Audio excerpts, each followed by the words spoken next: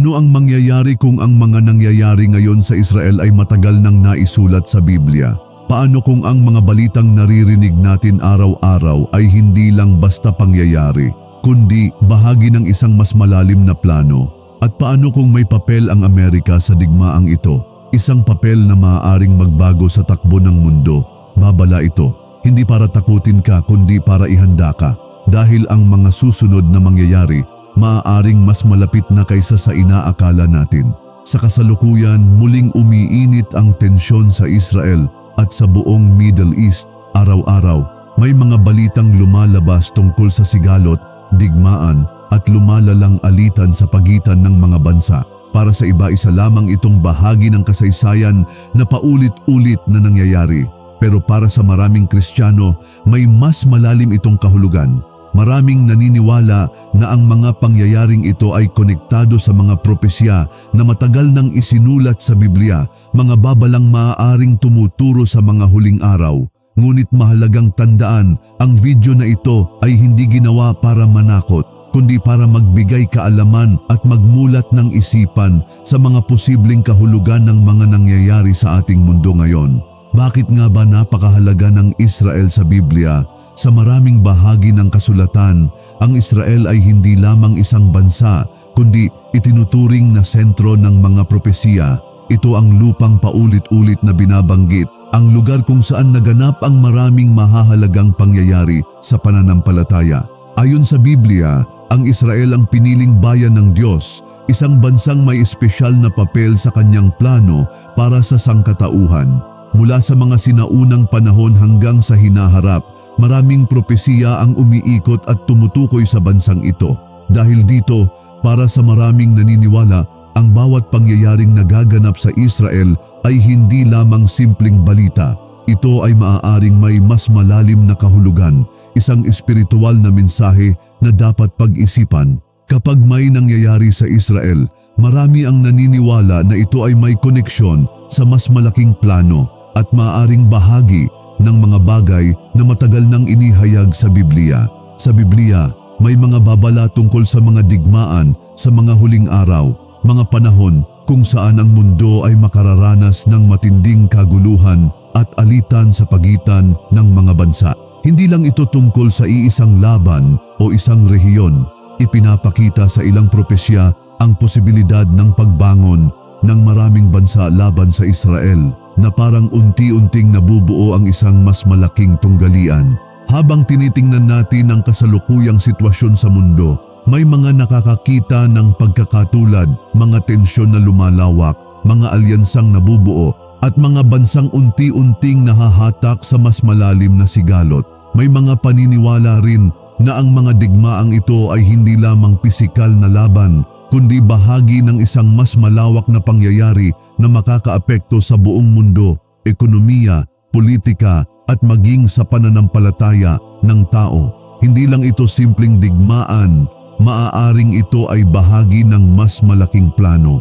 Ngayon, isang mahalagang tanong ang lumilitaw, nasaan ang Amerika sa mga propesiyang ito? Sa kasalukuyang panahon, kilala ang Amerika bilang isa sa pinakamalakas na kaalyado ng Israel. Sa tuwing may tensyon sa rehiyon, madalas itong nakikita bilang pangunahing taga-suporta, militar man o politikal. Dahil dito, may mga naniniwala na kung lalawak ang digmaan, hindi maiiwasan na madamay ang Amerika. Bilang isang makapangyarihang bansa, anumang hakbang nito ay maaaring magdulot ng mas malawak na epekto sa buong mundo. Ngunit may isa pang pananaw na mas misteryoso. May mga nagsasabi na ang Amerika ay maaaring hindi direktang binanggit sa Biblia, at kung totoo iyon, may dahilan kaya kung bakit tila wala itong malinaw na papel sa mga propesya. Posible bang ito ay dahil sa pagbabago ng kapangyarihan o may mangyayaring hindi inaasahan na magpapahina sa impluwensya nito sa hinaharap? May mga naniniwala na ang kawalan ng malinaw na banggit sa Amerika ay may ibig sabihin, at ang kahulugang iyon ay maaaring unti-unting nahahayag sa mga pangyayari ngayon. Kung ang mga pangyayaring ito ay may koneksyon nga sa mga propesya, isang mas malaking tanong ang kailangan nating harapin. Ano ang ibig sabihin nito para sa buong mundo? Una, maaaring maapektuhan ang ekonomiya. Sa tuwing may digmaan, hindi lang mga sundalo ang naaapektuhan, pati ang presyo ng langis, pagkain at iba pang pangunahing pangangailangan ay maaaring tumaas. Ang simpleng alitan ay maaaring magdulot ng krisis na mararamdaman kahit sa malalayong bansa. Pangalawa, may posibilidad na lumawak pa ang digmaan. Kapag mas maraming bansa ang nadamay, ang isang rehiyonal na sigalot ay maaaring maging pandaigdigang laban, isang sitwasyon na matagal nang kinatatakutan ng marami. At kasabay nito, dumarating ang takot at kaguluhan. Sa gitna ng hindi tiyak na hinaharap, maraming tao ang nagtatanong, ano ang susunod na mangyayari? Kung ito nga ay natutupad, handa ba ang mundo? Sa gitna ng lahat ng ito, mahalagang huminto sandali at mag-isip. Hindi lang tungkol sa digmaan o sa mga bansa ang usapin, kundi tungkol din ito sa ating pananampalataya. Sa mga panahong puno ng kaguluhan at takot, dito mas nasusubok kung saan tayo kumakapit.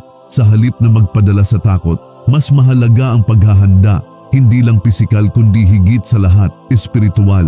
Ang paglapit sa Diyos, ang pag-unawa sa Kanyang salita, at ang pagpapatibay ng ating pananampalataya ang tunay na magbibigay ng kapayapaan sa gitna ng hindi tiyak na mundo. Hinihikayat kita na magbasa ng Biblia, alamin mo mismo ang mga nakasulat at unawain ang mas malalim na kahulugan nito. Huwag lang basta matakot sa mga balita, mag-isip, magsuri at hanapin ang katotohanan. Dahil ang layunin ng propesya ay hindi takutin, kundi ihanda tayo. Ngayon, nais kong marinig ang iyong pananaw. Ano ang tingin mo? May papel ba ang Amerika sa mga propesiyang ito?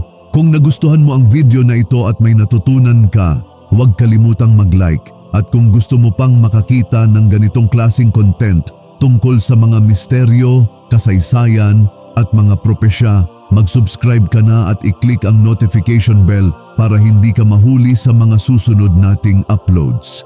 I-share mo rin ang iyong opinyon sa comments. Gusto kong malaman kung ano ang paniniwala mo tungkol sa mga nangyayari ngayon sa mundo. Abangan ang susunod nating video dahil ang mga nangyayari ngayon maaring simula pa lamang